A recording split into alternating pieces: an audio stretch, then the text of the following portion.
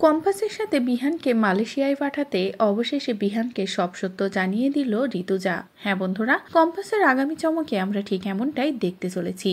নিজের বাবাকে উদ্ধার করার জন্য অখিলেশের কথা মতো কাজ চালিয়ে যাচ্ছে কম্পাস, যে যত তাড়াতাড়ি আমি কাজটা করব তত তাড়াতাড়ি আমার বাবাকে পাবো। কিন্তু তারা যে কম্পাসের বিরুদ্ধে কত বড় ষড়যন্ত্র করেছে সেটা তো আর বুঝতে পারছে না কম্পাস। তবে আজ যখন ঋতুজার দেয়া চিঠিটা কম্পাসের হাতে পড়লো আর সেই সাদা কাগজের লেখাগুলো কম্পাস পড়তে পারলো, তখনই কম্পাস বুঝতে পারলো যে এই বিজ্ঞানীর সাথে যদি আমি একটাবার দেখাও করতে পারি, কথা বলতে পারি, তাহলে আমি অনেক কিছুই জানতে পারবো।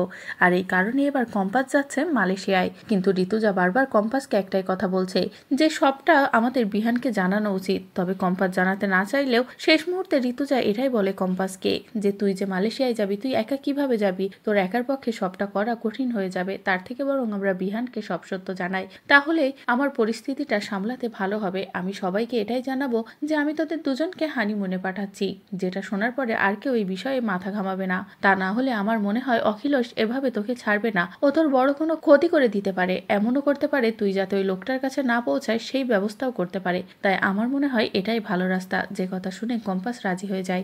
এরপরে বিহানকে ডেকে ঋতুজা সব সত্য বলে দেয়, শুধুমাত্র কম্পাসের সাথে হাত মিলিয়ে যাতে বিহান মালয়েশিয়ায় যেতে রাজি হয়ে যায়। তো বন্ধুরা, যে বিহান সবসময় কম্পাসের উপর সন্দেহ করে, সেই বিহান যখন সবটা জানতে পারবে, তাহলে কি এই কঠিন লড়াইয়ে কম্পাসের পাশে দাঁড়িয়ে কম্পাসের সাথে মালয়েশিয়ায় যাবে? আর সত্যি যদি এমনটা হয়, তাহলে সেটা দেখতে তোমাদের ঠিক কেমন লাগবে কমেন্ট করে জানাও। পরবর্তী আপডেট পেতে চ্যানেলটি সাবস্ক্রাইব করো।